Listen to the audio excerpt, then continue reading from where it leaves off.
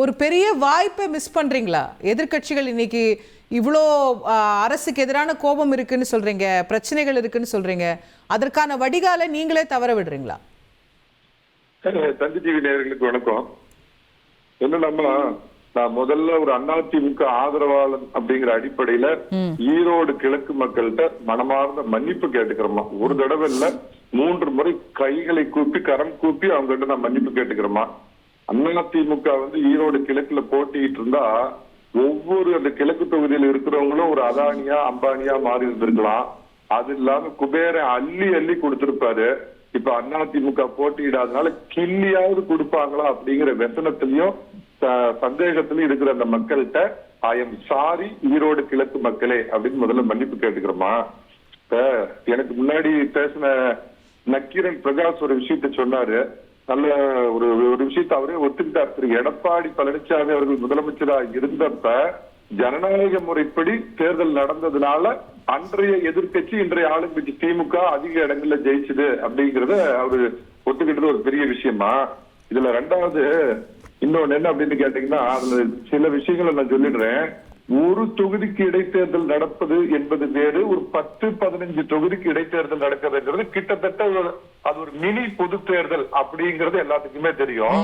ஏன்னா ஒரு தொகுதிங்கிறப்ப ஒட்டுமொத்த ஆளுங்கட்சியோட அத்தனை எம்எல்ஏக்கள் எந்த கட்சியாக இருந்தாலும், நான் சொல்றேன் அதிமுக ஆளுங்கட்சியா இருந்தாலும் அதுதான், திமுக இருந்தாலும் சரி, ஒட்டுமொத்த எம்எல்ஏக்கள் எம்பிக்கள் மாவட்ட செயலாளர்கள் ஒன்றிய செயலாளர்கள் அத்தனை பேரும் அந்த தொகுதியில போய் இறங்கி அந்த ஒரு தொகுதியில மட்டுமே எப்படி ஜெயிக்கிறாங்க அப்படிங்கிறது 1999 கடைசியா பாத்தீங்கன்னா நத்தம் விஸ்வநாதன் திண்டுக்கல்ல ஜெயிச்சதா சரி.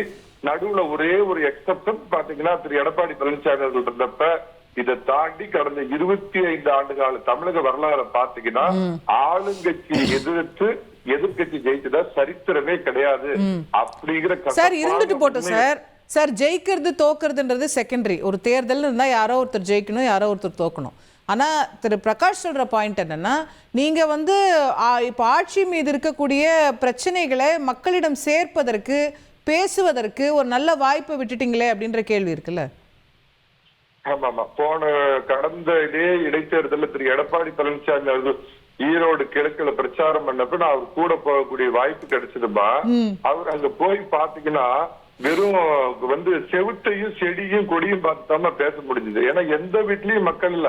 ஆனா நக்கீரன் பிரகாஷ் சொல்றாரு பாருங்க, இன்னைக்கு ஒரு கூட்டத்தை கூட்டி பிரச்சாரம் பண்றதுதான் இல்ல சார். எவ்வளவோ நவீன வழிகள் இருக்கு, எவ்வளவோ ஊடகங்கள் இருக்கு, உங்க ஊடகங்கள் இருக்கு, சமூக ஊடகங்கள் இருக்கு. இது ஒரு வாய்ப்பு தானே அப்படின்ற பார்வையை ஏன் நம்ம மறுக்கணும்? It is an opportunity. என்னதான் நவீன உலகத்துக்கு வந்துட்டாலும் ஒரு கட்சியினுடைய பெரும் தலைவர்களா இருக்கிறவங்க அந்த மக்கள் மத்தியில பேசுறதோட வீச்சு அதிகமா இருக்குமா. அதாவது ஒரு பிரகாஷ் போற போக்குல ஒரு விஷயம் சொன்னாரு பாருங்க, மக்களே விருப்பப்பட்டு கசகப்பு கிடக்காரங்க தானா கொண்டு போய் தலையை ஆடு கொடுத்துக்குங்கிற மாதிரி விரும்பி போய் உட்கார்ந்து இருந்தாங்க அப்படின்னு சொல்லி சொன்னாரு. அது ஒரு நகைமுறை. அதை நான் கடந்து போறேன். என்னன்னா, எல்லாத்தையும் காலையில 9 மணிக்கே ஓட்டிட்டு போய் பட்டியல அடிச்சு சாயந்தரம் 8 மணிக்கு எடப்பாடி பழனிசாமி எப்ப பிரச்சாரத்தை முடிச்சு ஹோட்டலுக்கு கிளம்புவார் அப்ப திறந்து விட்டுறப்ப யாருக்கிட்ட பார்த்து பிரச்சாரம் பண்ண முடியுங்க. நேரடியா தன்னுடைய கொள்கைகளையும் தன்னுடைய கட்சியினுடைய நிலைப்பாடு மக்களை பார்த்து பேசாம, அதுக்கு நான் ஒரு வாதத்துக்கு சொல்றேன், பேசாம சென்னையில கிரீன்வேஸ் ரோட்ல உட்காந்துட்டு அவர் சோசியல் மீடியாவில பேசியா பிரச்சாரம் பண்ணலாம்னா அது எடுபடுமா? மக்களை போய் நேர்ல சந்திக்கணும். அந்த மக்களை சந்திக்கிறதுக்கு முதல்ல வாய்ப்பு இல்ல.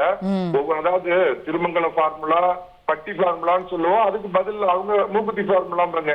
இந்தியாவுல எந்த மாநிலத்திலும் 40,000 ஓட்டுகள் அதிமுக வாங்கிச்ச பட்டியல 40,000 பேரும் அடைபடலையா?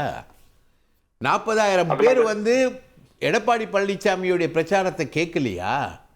அதிமுகவுடைய செல்வாக்கு போலையா? முடிச்சிட்டீங்களா பிரகாஷ்? நான் முடிச்சிட்டேன். ரைட், சந்தோஷ். கொஞ்சம் குறுக்கிடாதீங்க, நான் பேசி முடிச்சிடுறேன். ஏன் கலைஞர் கருணாநிதி காலத்துல தேர்தலை புறக்கணிக்கலையா? ஸ்டாலின் அவர்கள் ஆர்கே நகர்ல தேர்தலை புறக்கணிக்கலையா?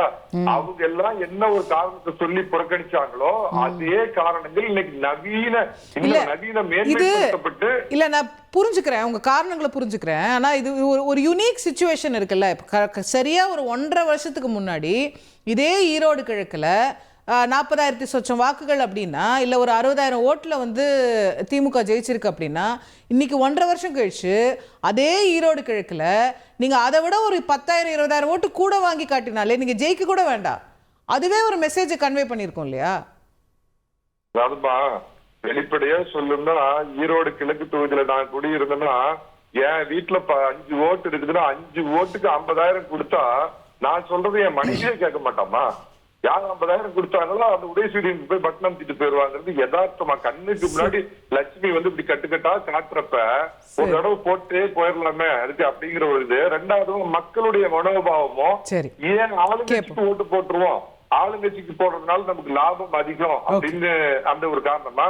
ஒரே ஒரு காரணம், வட மாநிலங்களில் பலமா இருக்கிற பாஜக ஆளும் எத்தனையோ மாநிலங்கள்ல காங்கிரஸ் எதிர்கட்சியா இருந்து ஜெயிச்சிருக்குது. ஆனா தமிழகத்தின் துரதிருஷ்டமான வரலாறுங்கிறது கடந்த 27 வருடமா எந்த கட்சி ஆளுகிறதோ அவங்க தான் ஜெயிக்க முடியும். அவங்களோட அதிகார துஷ்பிரயோகம் பண விநியோகத்தை எதிர்கட்சி ஜெயிக்க முடியாதுங்கிறது யதார்த்த துரதிருஷ்டம்.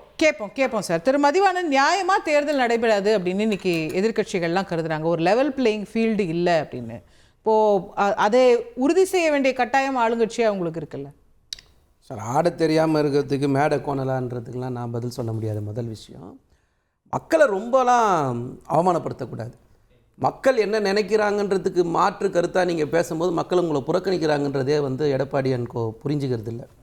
10 தோல்வி தொடர்ச்சியாக கொடுத்துருக்காங்க. 11வது ஒரு தோல்வியை தவிர்க்கிறதுக்காக அவங்க தேர்தலை புறக்கணிச்சிருக்காங்க. அவங்க மட்டும் புறக்கணிக்காமல் அவங்க என்ன பண்ணியிருக்காங்கன்னா, நேரடியாக கூட்டாளியாக இருக்கிறவங்க, மறைமுக கூட்டாளியாக இருக்கிறவங்க எல்லாரும் சேர்ந்து தேர்தலை புறக்கணிச்சிருக்காங்க. வேற ஒன்றும் இங்கே கிடையாது. நம்ம என்ன சொல்கிறோம், இப்போ யூஜிசியில் வந்து என்ன உங்கள் கருத்து அப்படின்னு கேட்டால் அதில் இப்போ பாஜகவெல்லாம் சேர்ந்து புறக்கணிச்சிருப்பதே அவங்க ஒரு கூட்டு முயற்சி. அதுதான் வந்து நான் தான் தெளிவாக சொல்கிறேன்ல, யூஜிசியில் எல்லாரும் சேர்ந்து உங்களுக்கு ஒரு கிளீன் ஃபீல்டு கொடுக்கணும்னு என்ன அவசியம் இருக்கு?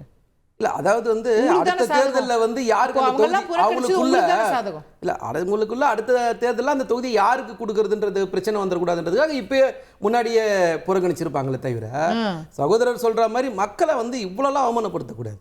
பட்டியில் அடைச்சிட்டாங்க, தொட்டியில் அடைச்சிட்டாங்கிறதெல்லாம் வந்து எப்படின்னா நீங்கள் என்ன நினச்சி பேசுகிறாங்கன்னு எனக்கு தெரியல. நான் ஏற்கனவே சொல்கிற ஒரு விஷயந்தான், இதே ஆர்கனைசர் பை எலெக்ஷன் வந்து தேர்தல் நிற்பாட்டப்பட்டது. ஆமாம், நீங்கள் சொல்கிறதுலாம் உண்மையாக இருந்ததா? தேர்தல் கமிஷன் யார்கிட்ட இருக்குது? வேலூர் தேர்தல் கமிஷனை வந்து யார் ஆட்டி படைச்சா? அந்த தேர்தல் ஆணையரை எப்படிலாம் நியமிச்சிங்க? யாரும் மறந்துருக்க மாட்டோம். முடிச்சிடறேன், அதுக்கப்புறம் நீங்க எதிர்கேள்வி கேளுங்க, நான் கண்டிப்பா பதில் சொல்றேன். அந்த தேர்தல் ஆணையர் நியமனத்திலிருந்து எல்லாத்தையும் யார் செஞ்சா, பிஜேபி எப்படி செஞ்சது, மோடி எப்படி செஞ்சாரு, அதற்கு முன்னாடி அந்த தேர்தல் ஆணையர் நியமனம் எப்படி இருந்தது, அதுக்கப்புறம் மோடி வந்ததுக்கப்புறம் அதுக்கு எப்படி ஒரு சட்டம் எடுத்துன்னு வந்து மாற்றினாங்கன்னு யாரும் மறந்துருக்க முடியாது. அப்படி இவங்க சொல்கிற அந்த கட்டுக்கதை வந்து உண்மையாக இருந்ததுன்னா இவங்க பேசியிருக்கலாம், தேர்தல் நிறுத்தியிருக்கலாம். தேர்தல் நடத்தப்பட்டது. அப்போ அங்கே எந்த தவறும் நடக்கலைன்றதை முதல்ல நம்ம உணரணும். அதாவது வந்து யாருமே இல்லை, அவர் போய் பார்த்தேன், நான் கூட இருந்தேன். ஈரோட்டில் யாருமே காசே கொடுக்கல, நாங்கள் காசு கொடுக்கல. காசே கொடுக்கல, நாங்க காசு கொடுக்கல. திமுக மத்தவங்க கதையை பத்தி நான் பேச முடியாது. ஈரோடு கிழக்குல மத்தவங்க பத்தி நான் பேச முடியாது. ஈரோடு கிழக்கு வாக்காளர்கள் எல்லாம் பாத்துட்டு இருப்பாங்க. கரெக்டா சொல்லுங்க. ஒண்ணுமே இல்லையே, நாங்க ஏன் போய் சொல்லணும்ன்ற அவசியம் எங்களுக்கு இருக்கு? புரியுதுங்களா? சகோதரர் வந்து மக்களையும் வாக்காளரையும் அவங்களுடைய மனநிலையை வந்து புரிஞ்சு பேசணும். இன்னைக்கு நாங்கள் ஆட்சிக்கு வந்ததுக்கப்புறம் ஒரு விஷயம் ஈஸியாக பறந்துட்டு போகிறாரு. 2021 வந்து போலிங் 66% தான். அதுவே 2023 போலிங் வந்து 74%. இடைத்தேர்தல் எப்பயுமே அதிகமாக தான். ஒரு நிமிஷம் நான் சொல்லிடுறேன். அதுக்கப்புறம் அதுக்கு அடுத்தது வந்து அதில் 67,300 வாக்கு வாங்குறோம். அதே வந்து 1,10,556 வாக்கு வந்து நாங்கள் வாங்குறோம். அப்படின்னா என்னன்னா, இந்த 3 வருஷம் ஆட்சிக்கு மக்கள் கொடுத்த பரிசு. மக்கள் கொடுத்தது அது இல்லம் தேடி கல்வியாக இருக்கட்டும், மக்களை தேடி மருத்துவம் இருக்கட்டும், இன்னொரு காப்பகம் திட்டமாக இருக்கட்டும், இல்லைன்னா மகளிர் உரிமை தொகையாக இருக்கட்டும், விடியல் பயணம் திட்டமாக இருக்கட்டும், இல்லை தமிழ் புதல்வன் திட்டமாக இருக்கட்டும், இல்லை புதுமை பெண் திட்டமாக இருக்கட்டும், இல்லை நான் முதல்வன் திட்டமாக இருக்கட்டும், இப்படி எல்லா திட்டமும் மக்களுக்காக நாங்கள் கொடுத்ததுனால எங்களுக்கு அந்த 1,10,000 ஓட்டு வந்திருக்கு. ஸோ இவர் சொல்கிற மாதிரி கற்பனையிலே இவர் வந்து எதிர்கட்சி ஆளுங்கட்சி அப்படின்னு இவர் பேசினாருன்னா, ஸோ நீங்கள் அப்போ இது வரைக்கும் நீங்கள் ஆளுங்கட்சியாக இருக்கும்போது நடைபெற்ற எல்லா தேர்தலையும் அந்த வழிமுறையில் தான் நீங்கள் ஜெயிச்சதை ஒத்துக்கிறீங்களா? அதுக்கப்புறம் இதை பற்றி விவாதம் பண்ணுவோம். ஸோ உங்களுக்கு தோல்வி பயத்தோட காரணத்தினால நீங்கள் தேர்தலை புறக்கணிக்கிறீங்க. வேற எனக்கு தெரிஞ்ச வரைக்கும் வேற எந்த காரணம் கிடையாது. கூட்டாளியும் சேர்த்து புறக்கணிக்க வச்சிட்டீங்க.